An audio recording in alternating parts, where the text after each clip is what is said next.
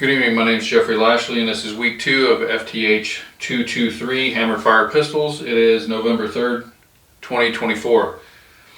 I have selected a Sig Sauer P938. I have cleared it. I have checked physically and visually that there is no rounds. It is cleared. The magazine has been removed and there is no ammunition in my workspace. I have double checked that and moving forward. So the 938 is my pistol, but I have not attempted to ever take it apart. I've field stripped it, but that's about it. So going forward, I'm learning a lot about it through this week's assignment and learning the cycle of operations and possible failures of this particular pistol. So first thing first, I'm going to go ahead and remove the slide and show the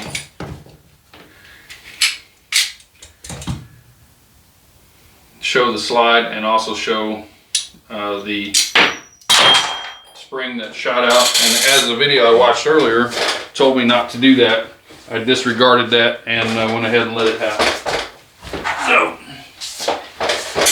So as with gunsmiths, as we know, we're supposed to move slow, pay attention, and learn from the things that we are watching and learning. So some of the first things that we wanted to go over was the failure to lock, unlock, and feed some of the items that may cause that malfunction.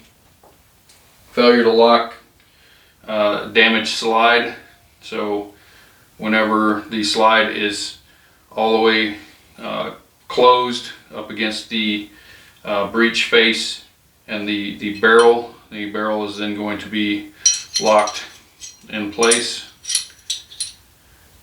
So this would be locked if any of these components are not sliding properly. It is not going to lock. The slide could be damaged, the rails could be damaged, recoil spring and the spring guide rod could be damaged, which would not allow the slide to move back and forth. The barrel not angling correctly because of the takedown pin that goes in between this hole right here. It rides on that, so it rises up and moves it. If that's damaged or binding, that's not going to allow it to lock all the way into position. Failure to unlock. Ammunition is one of the main sources. If it does not allow the pressure to build and to open and move the slide to the rear is a problem. The recoil spring and guide, if they are binding and have problems, they will not allow movement. Failure to feed. Number one cause of problem, failure to feed, is the magazine. If the magazine is not, the spring in the magazine is malfunctioning and does not raise the cartridge up high enough for the bolt face to catch, or the face of the slide in the chamber to catch a round to move it forward, it will then cause it to bind up or just skip over the top of it. Next would be the magazine catch. If it's not allowing the magazine to be seated all the way, that could be a problem. If it's not catching it, it'll just keep it slightly lower. If the feed ramp in the barrel is gouged or marked or has a problem, then it will not allow the bullet to ride up it. And if there's like I said, if there's a problem with the face on the slide right here that is worn or anything like that, that doesn't catch that round to push it up into the barrel. So part 2 is evaluate your understanding for the instructor, was your assessment superficial or did you dig deep? I thought I did a pretty good job of doing some research. Do I feel that it's ever deep enough? No, but it wasn't necessarily superficial. I did go to different websites, numerous, got the schematic, went over all the parts, looked at all the parts, numbered all the parts, checked out everything. I went to a lot of different videos. This was the disassembly video on YouTube. This is the Sig Sauer P3 938 walkthrough disassembly and reassembly. It's a 45-minute video and I watched every minute of it.